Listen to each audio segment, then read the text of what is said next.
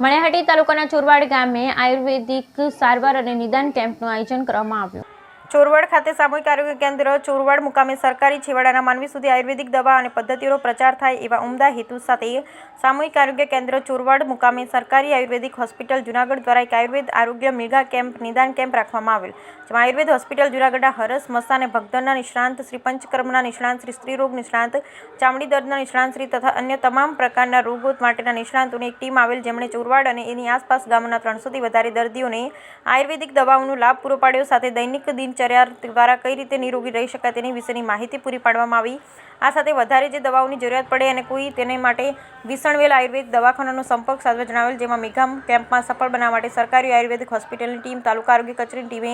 સારો પ્રચાર કર્યો અને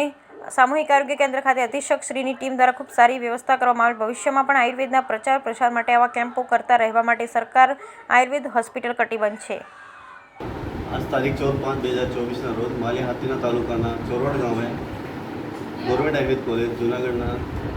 डॉक्टरों अँ आवीने सारवार जे अँ दर्दियों है सारवार आपेल है